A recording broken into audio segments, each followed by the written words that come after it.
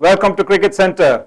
India were 1-0 up at Lord's, a historical win, and then post that at Southampton, things just moved away because losing that test match, we've become 1-1 in a test series that's so crucial. Well, moments away before we move to Manchester, you have to see this. India's record being 1-0 up, and this is what you get. On numerous occasions, India have thrown the lead away, and just once in a test series in Pakistan way back in 2004, India went on to win the test series. Well, that's not very encouraging signs. But for England, there is encouraging signs in the form of their batsmen getting to really good form.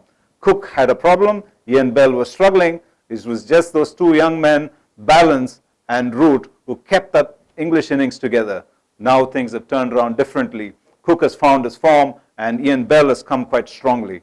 Particularly Cook, who has been criticized in the English media all around, I would say, in the fact that his captaincy was also struggling, losing test matches and in the end not scoring runs, not enough runs, and you struggle as a captain. Things just make it easy for people to criticize you as much. But he has that ability in him to come back strongly, and which he has done in this test match, and going on to score 2 half centuries, although you'll be disappointed that he didn't convert a 95 to 100 in the first innings. He remained 70 not out in the second, but all that goes to show that he has a strategy which the Indians in the first couple of test matches kept bowling way outside off stump, and he hung his bat out lamely.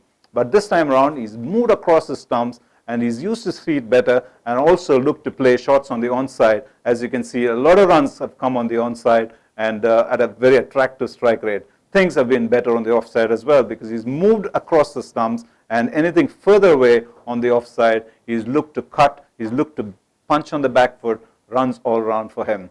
The other factor about Cook is the fact that he grinds the opposition, and that's the reason why you find him scoring a lot of half centuries, and a great deal of conversion happens from that half century as well. And you can see if he plays 50 plus deliveries in an innings, his average per innings stands at 74. Staggering, isn't it? And add to that, he's got 37 half centuries and 25 hundreds. Now, the other young player in the team, we're talking about Balance. He's nudged Murali Vijay to get to the top position of run scorers list. And also, along the way, you have Joe Root, Ian Bell, take in Cook, and England have got 4 batsmen in tremendous form. On the contrary, India is struggling because it's just been Murali Vijay. As you can see, he's been consistent over the 3 test matches. Ajinkya Rahane, well, that's good news for India. But unfortunately, big names like Virat Kohli, much expected from Chateshwar Pujara, hasn't happened.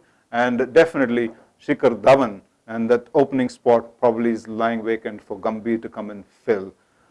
Ajinkya Rahane here, he wouldn't want to get into this list. 2 half centuries, the young man would want to convert as many the way Alistair Cook has done in his career. It'll all happen because he is stunning talent, and India would want him to do that.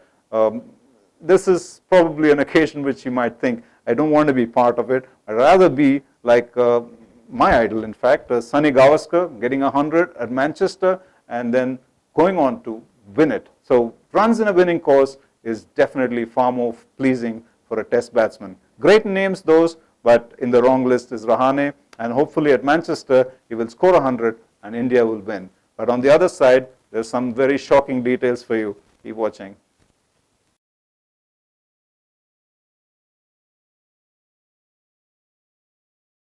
Welcome back to Cricket Centre. In this segment, as I promised, you're going to see some staggering and shocking stats together. Staggering, let's start with Moeen Ali picking up 6-wicket haul and being a match winner. It was a rare occasion. Why is it rare? Because it's not very often against India in the 4th innings to pick up wickets as a spinner. Well, way back in 1999, it was Saqlain Mushtaq at Chennai. And there's been 3 occasions outside of India you had spinners doing well. But this was the first time an orthodox off-spinner has done it for England against India. Well, you have to see why he has been effective. He's been effective because he's been touching the Indians' pride, the ego of a batsman. Indians are such great players of spin. So he's pushing the ball more into the batsman's half. Take your chance and hit me. Go down the ground. Big hits, sixes. And that's why he's been effective. On the contrary, you have an instance of Jadeja, who is not inviting or not teasing the batsman, not willing to buy. And he might say, look at my economy, it's great. Well, to hell with your economy is what a test bowler should be saying, because you need to purchase your wicket as a spinner. Well, he's taken 18 overs on most occasions to pick a wicket. I'm talking about Jadeja. And Moeen Ali has been wonderful because he's looking to buy wickets and he's been effective. Is Jadeja a big problem for the side? I think so, because he's been fitting in as the utility cricketer. I don't know what utility he brings to the side. Not a great batting average, appalling bowling average, and strike rate. Well, I might be dreaming. Is he a test bowler at all? Because he's taken 16 to 18 overs to pick up a wicket. Who has the patience? Definitely English batsmen have the patience because they don't want to give him a wicket. And just 8 wickets in this series for him. Indian batting is a problem. It's just been Murli Vijay and Rahane who've been doing well. The others will have to get the act together. But for India, it doesn't stop there. The bowlers are beginning to struggle. Ishant Sharma is out with injury, and now Bhuvaneshwar Kumar has been flogged like a horse. And take a look at the workload he's been into. He bats, he bowls, and he's got to be on the field all the time. And he's that probably the kind of all-rounder India's been searching for. But if you start pushing him too much, I think he's going to be the next guy breaking down. It's going to make him ineffective. As you can already see, that ineffectiveness is coming in the form of the average per wicket.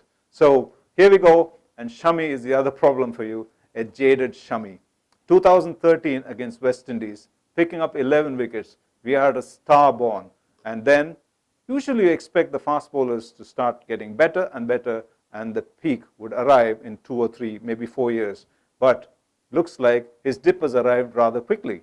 And in this series, he's been just not doing enough. And that's a problem because you need a backup bowler. With Ishant Sharma falling away with injury and then Shami coming in, you expect him to deliver. He hasn't, and about time you stop thinking that he would. Maybe that's the change you need to make. So for me, if you're looking at changes going into the next test match, India has to be aggressive.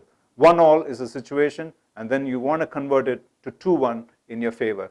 Take a hard look at what kind of batting that you need. Definitely Gambhir needs to replace Dhawan, and then you want to move on and continue to keep Rohit Sharma in the middle, because one test match is just not enough for him. Keep the batting strong enough. Hopefully the top order, 3 or 4 of them will click, and then maybe 1 or 2 would give you big hundreds.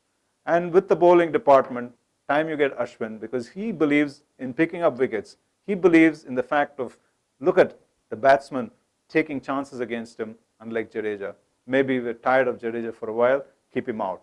And Varun Aaron, I think that young man should walk in instead of Shami before it's too late. So these are the changes India need to make, and then make it count at Manchester.